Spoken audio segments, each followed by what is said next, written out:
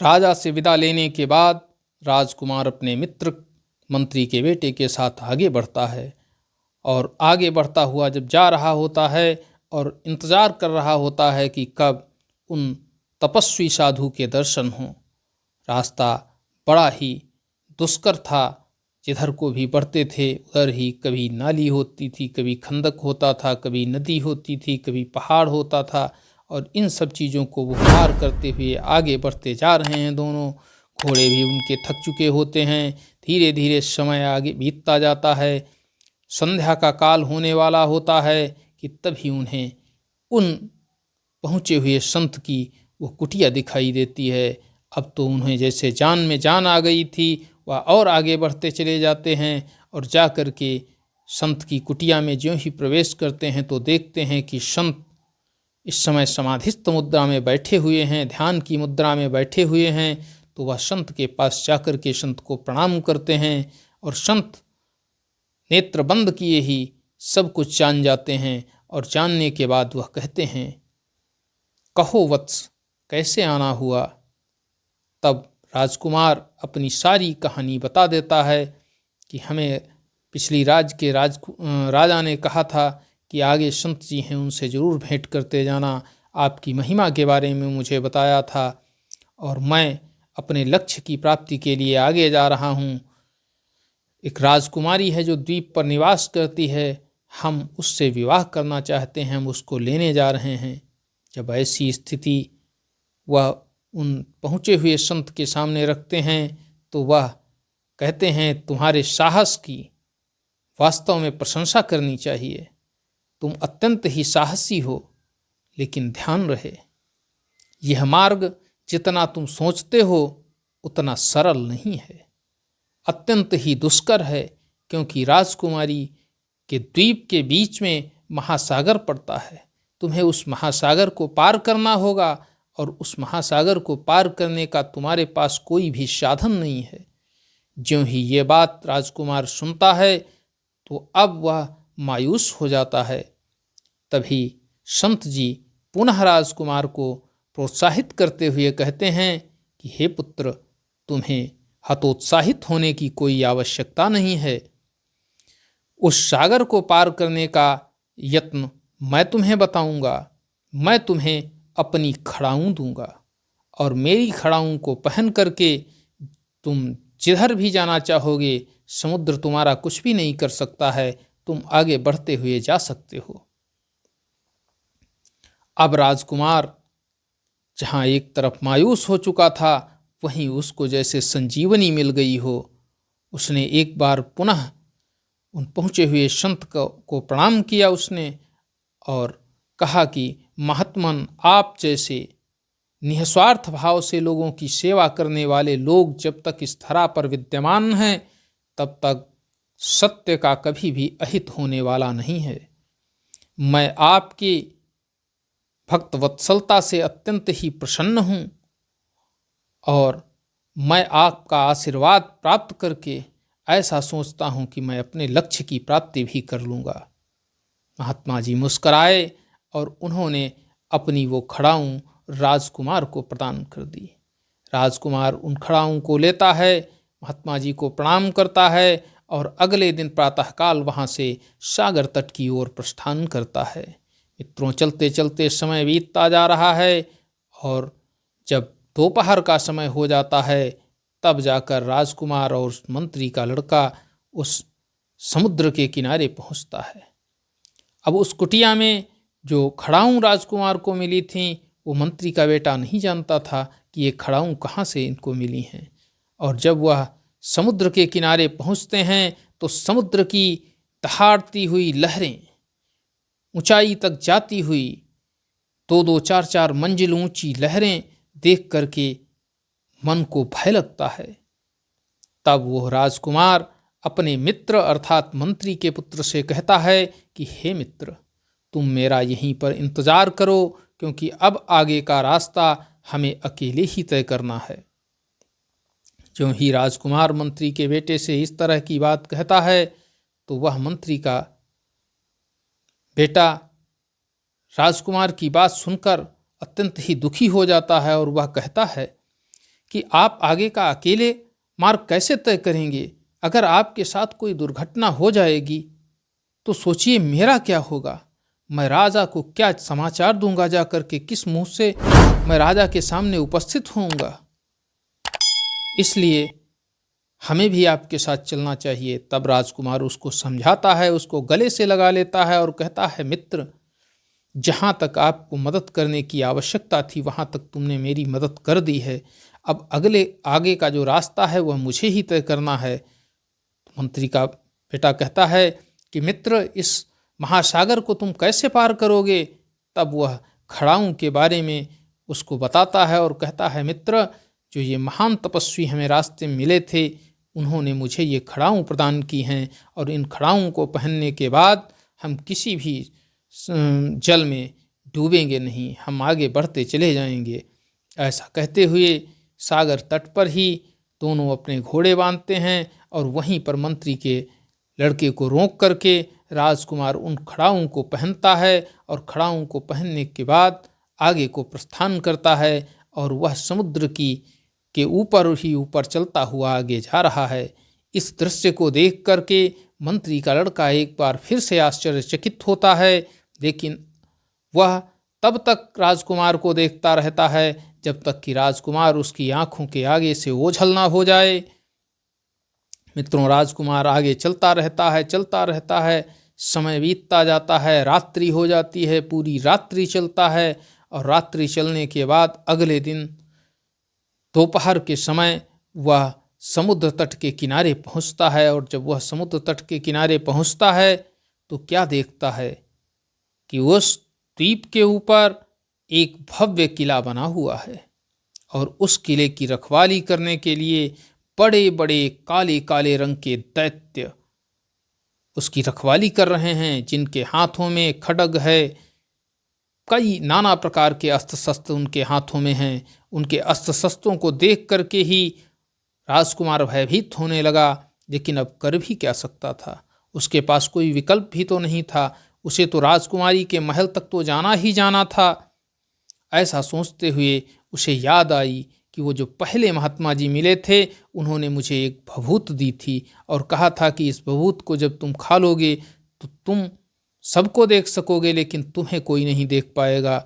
और वो तुरंत ही वो डबिया निकालता है और उसमें से थोड़ी सी भभूत खा लेता है और ज्यों ही भभूत उसके मुंह में जाता है वह अदृश्य हो जाता है और उसको सब कुछ दिखाई पड़ता है।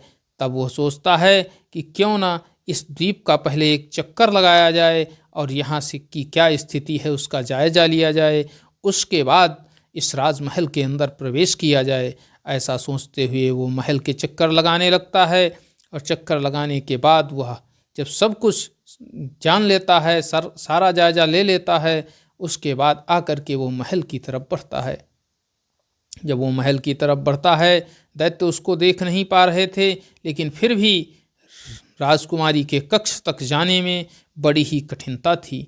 अब उस कठिनाई को कैसे पार करे, तो उसने मन में विचार किया कि अगर मैं किसी को नहीं दिखता हूँ तो मैं तो राजकुमारी को भी नहीं दिखूंगा, और अगर राजकुमारी को भी नहीं दिखूंगा तो फिर हमारे यहाँ आने का मतलब क्या रहा। और अब हम बाहर कैसे निकलें, क्योंकि हम अदृश्य होने की तो दवा लेकर के आए थे और पुनः दिखाई देने की तो दवा लेकर नहीं आए थे। ऐसा वो सोच करके अंदर ही अंदर मायूस हो रहा था कि तभी उसे एक आवाज़ सुनाई देती है और वह आवाज़ उनकी जानी पहचानी होती है। वह आवाज़ उन्हीं संत की होती है जिन्होंने उसे भभूत दी होती है। और वह संत तुरंत ही सामने प्रकट होते हैं और कहते हैं, पुत्र, उसका भी उपाय मैं लेकर के आया हूँ। और दूसरी एक डबिया उनको देते हैं और कहते हैं, इसमें जो भभूत है उसको ज्यों ही तुम मुँह में डालोगे त्यों ही तुम दिखाई देने लगोगे, लेकिन इसको बहुत सोच विचार कर मुंह में डालना, क्योंकि तुम्हारे लिए यहाँ पग पग पर खतरा है। और ज्यों ही इसका तुम सेवन करोगे त्यों ही तुम सबके लिए नज़रों में आ जाओगे, और ज्यों ही नज़रों में आओगे ये राक्षस तुम्हें तुरंत ही मार देंगे। संत जी की ऐसी बात सुनकर के उनसे डबिया लेकर के राजकुमार कुछ प्रसन्न भी होता है और कुछ दुखी भी होता है, लेकिन अब लक्ष्य की तरफ आगे बढ़ना था। तो ऐसा विचार करते हुए वह जो बाल लेकर के उस सुंदरी कन्या के पास से आया था उसमें से एक काला बाल जलाता है, और ज्यों ही काला बाल जलता है त्यों ही वहाँ काले काले भयानक राक्षस उसकी तरफ आ जाते हैं, और वह उनको आदेश देता है कि ये जो रखवाली कर रहे हैं राक्षस, इन सबको मृत्यु के घाट उतार दो, कोई भी जीवित नहीं बचना चाहिए। और तुरंत ही राक्षसों में भीषण द्वंद्व युद्ध आरंभ हो जाता है। उस भीषण द्वंद्व युद्ध को देख करके लोग भयातुर होने लगेंगे, ऐसा द्वंद्व युद्ध होता है। और कुछ ही समय के बाद जो भी राक्षस उस द्वीप पर बने महल की रखवाली कर रहे थे वो सब मार कर तबाह कर दिए जाते हैं, नष्ट हो जाते हैं। और तभी राजकुमार सफ़ेद बाल जलाता है, और ज्यों ही सफ़ेद बाल जलता है त्यों ही देवता उसकी सेवा में उपस्थित हो जाते हैं। तो वह देवताओं से कहता है कि हे देवताओं, मैं आपसे आग्रह करता हूँ कि आप मुझे एक बड़ा सा जलयान सागर तट पर उपस्थित कराएं, और उसमें ढेर सारे गहने, यहाँ तक कि पूरा जहाज़ गहनों से भरा होना चाहिए। सोना, चांदी, मुक्ता, माणिक्य, हीरा, जवाहरात, पन्ना, जो भी रत्न होते हैं उन सब रत्नों से वह विभूषित होना चाहिए। जो ही राजकुमार इस तरह की बात देवताओं से कहता है, देवताओं के लिए क्या दुर्गम था, वो तो तुरंत ही, उनके लिए तो कोई चीज़ दुष्कर ही नहीं है, वह तुरंत ही एक जहाज़ जो जलयान होता है वह समुद्र में खड़ा दिखाई देता है राजकुमार को, और देवता उसके बाद चले जाते हैं। अब राजकुमार धीरे धीरे महल के अंदर प्रवेश करता है, और जब महल के अंदर प्रवेश करता है, जब तक वो महल के अंदर प्रवेश करता है तब तक चारों तरफ खबर फैल जाती है कि अरे एक बहुत बड़ा सौदागर आया है, और उस सौदागर का जहाज़ देखो टापू पर खड़ा हुआ है, किनारे तट पर खड़ा हुआ है, और वो राजकुमारी के महल की तरफ गया है। क्यों ही ये खबर फैलती है राजकुमार सशंकित हो जाता है, लेकिन तभी राजकुमारी का एक दास उसकी तरफ आता है, क्योंकि राजकुमारी भी गहनों से अत्यंत प्रेम करती थी, और वह चाहती है कि उस सौदागर से मिले और उससे गहने खरीदे। ऐसी बात वो राजकुमारी का दास आकर के इस सौदागर को बताता है। सौदागर रूपी राजकुमार तो यही चाहता ही था कि वो राजकुमारी के पास पहुँचे। तब उसे वह दास राजकुमारी के पास अंदर कक्ष में ले जाता है, और ज्यों ही राजकुमारी को देखता है राजकुमार, त्यों ही वह मंत्रमुग्ध हो जाता है। एक टक उसको देखता रहता है। उसकी सुंदरता, उसका यौवन वो अविस्मरणीय था, अद्वितीय था, अद्भुत था, अकल्पनीय था। ऐसे रूप को उसने आज तक अपने जीवन में कभी नहीं देखा था। इतनी रूपवान थी वो राजकुमारी पद्मिनी। ज्यों ही पद्मिनी राजकुमारी को देखा तो वह तो एकदम खो ही गया था, लेकिन कुछ क्षणों के बाद उसे ध्यान आया कि मैं यहाँ सौदागर बनकर आया हूँ। तो उसने कहा कि हे राजकुमारी, मैं एक सौदागर हूँ, और मैं इस क्षेत्र से निकल रहा था तो मुझे यह किला दिखाई दिया। मैंने सोचा कोई साम्राज्य है तो अगर कुछ बिक्री हो जाएगी तो उसको हम बेच लेंगे यहाँ। तो राजकुमारी ने कहा कि कहाँ से आए हो, कहाँ जाओगे? तो उसने कहा कि हम स्वर्ण देश से आए हैं, और अब हम इधर किंजलपुरी को जाएंगे। जब इस तरह की बात कही तो राजकुमारी ने कहा, खैर ठीक है, तुम व्यापारी हो तो तुम कुछ गहने इत्यादि लेकर आए हो? तो राजकुमार ने कहा, हे राजकुमारी, ये सत्य है कि मैं गहने लेकर नहीं आ पाया हूँ। मेरे सारे गहने वहाँ बाहर जो हमारा जलयान खड़ा है उसमें हैं, और मैं ये चाहता हूँ कि आप एक बार चल कर के जलयान पर चल कर के उन सारे गहनों को देख लें, क्योंकि लाने के लिए तो हम एक आध ही ला पाएंगे, लेकिन वहाँ पर तो गहनों का भंडार है। जो भी आपको पसंद आए आप उनको ले लेना। जो ही ये आग्रह किया उस व्यापारी रूपी राजकुमार ने, राजकुमारी मौन हो जाती हैं और कहती हैं, ठीक है, तुम अपने जलयान पर पहुँचो, हम विचार करेंगे। ऐसा कहते हुए अब राजकुमार वहाँ से तो निकल लेता है अपने जलयान की तरफ, लेकिन अब उसके दिलो दिमाग में केवल और केवल राजकुमारी पद्मिनी ही घूम रही थी। उसकी सुंदरता उसको एक क्षण के लिए भी विश्राम नहीं करने दे रही थी। वह उसकी तरफ इतना आकर्षित हो चुका था कि वह स्वयं को भूल चुका था कि वो कौन है, और वह अपने जलयान पर बैठा बैठा केवल और केवल उसी के विचारों में खोया था, उसी की कल्पना में अपने को डुबोता जा रहा था। खैर, शाम के समय राजकुमारी आती हैं और आने के बाद ज्यों ही वह उस जलयान के अंदर प्रवेश करती हैं, त्यों ही उनको गहने के इतने बड़े ढेर दिखाई देते हैं कि वह गहनों में ही खो जाती हैं और गहनों में खो कर के गहने ढूंढती ही रहती हैं, ये नहीं वो नहीं वो नहीं। आप तो जानते हैं स्त्रियों की आदत ही होती है कि ढेर सारी चीज़ें देखना, और जब ढेर सारा पूरा भंडार ही भरा पड़ा है तो वह उसको देखती रखती हैं। और इधर समय जब बीत जाता है, प्रातःकाल हो जाता है, तब राजकुमारी देखती हैं, अरे ये तो प्रातःकाल हो गया है। तो राजकुमारी कहती है, ठीक है, अब मुझे जाना है। तो वह सौदागर रूपी राजकुमार कहता है कि अब आप कहाँ जाएंगी? आप गहनों में इस तरह खो चुकी थीं कि आप भूल ही गई थीं कि ये तो संध्या काल से ही जलयान चल रहा है। आप समुद्र के बीचों बीच पहुँच चुकी हैं, अब आपको जाने का समय कहाँ मिलेगा? अब हम दूसरे मुहाने पर उतरेंगे और आपको हमारे साथ चलना होगा। ज्यों ही राजकुमारी ने ये बात जानी तो उसने कहा, मेरे साथ तुमने कपट किया है, तुम कौन हो? अपना असली परिचय दो। तब उसने बताया कि मैं एक राजकुमार हूँ और मैंने तुम्हारे रूप और गुणों की चर्चा सुनी थी, इसलिए मैं तुमसे विवाह करने के लिए इतनी दूर तक चला आया हूँ। और अब तो राजकुमारी ने कहा कि तुमने कपट करके हमें अपने पाया है, तुमको हमसे बात करनी चाहिए थी। तो राजकुमार कहता है कि क्या अगर मैं तुमसे कह देता कि मैं तुमसे विवाह करने के लिए यहाँ आया हूँ तो क्या तुम मेरे साथ चली आती? इस पर राजकुमारी मौन हो जाती है और जलयान आगे बढ़ता चला जाता है।